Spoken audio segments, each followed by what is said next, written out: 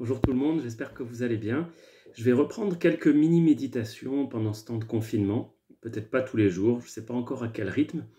Et je voudrais partager avec vous ce matin quelques pensées dans le livre d'Ézéchiel. Je suis en train de relire la prophétie d'Ézéchiel et j'en suis à un passage qui n'est pas évident à comprendre et qui est même assez fastidieux. C'est à partir du chapitre 40 et sur 3-4 chapitres, il est question d'un plan qui est décrit avec un certain nombre de détails, un plan d'un temple qui va être reconstruit à un moment donné de l'histoire. Et quand on tombe dans ces passages-là, on peut arriver facilement à être lassé parce qu'on ne comprend pas forcément les descriptions, c'est pas évident à comprendre. Mais il y a une chose qui m'a marqué dans ma lecture récemment, c'est donc à partir du chapitre 40 et au verset 5, il y a un ange qui vient montrer au prophète Ézéchiel une vision de ce temple. Et cet ange, il a dans la main une règle. Dans la version, il est question d'une canne à mesurer et on donne la taille de cette canne. Elle fait 6 coudées, mais chaque coudée a un palme de plus que la coudée ordinaire.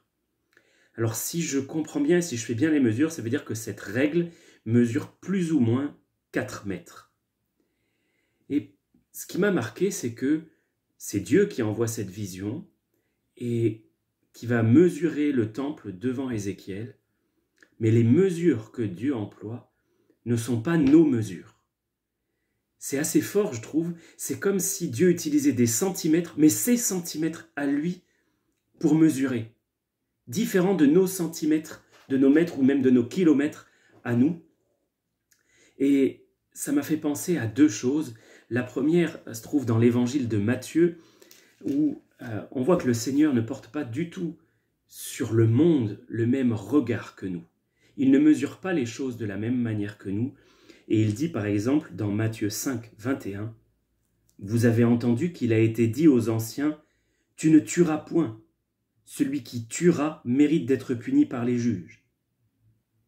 Mais moi je vous dis, et là on voit sa mesure à lui, mais moi je vous dis que quiconque se met en colère contre son frère mérite d'être puni par les juges. » Et on a toute une série comme ça où on voit que le Seigneur mesure différemment de nous.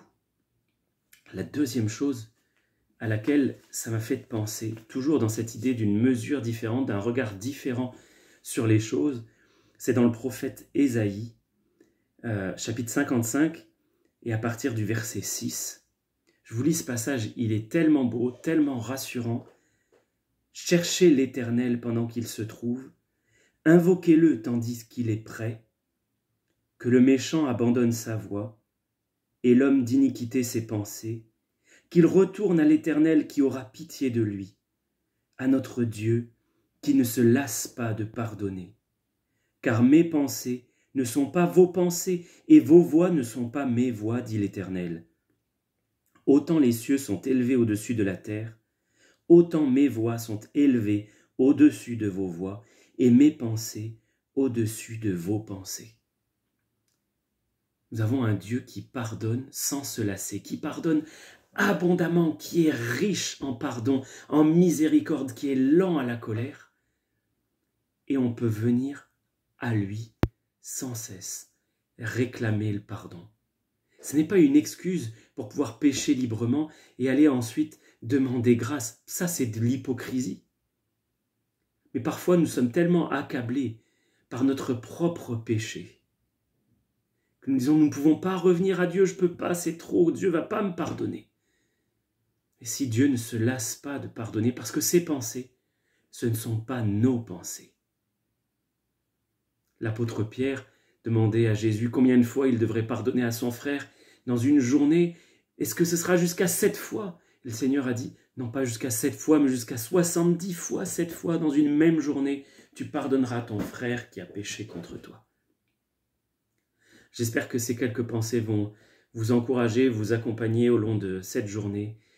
Que le Seigneur vous bénisse et vous remplisse de courage pendant ces temps troublés jusqu'à son retour. À bientôt.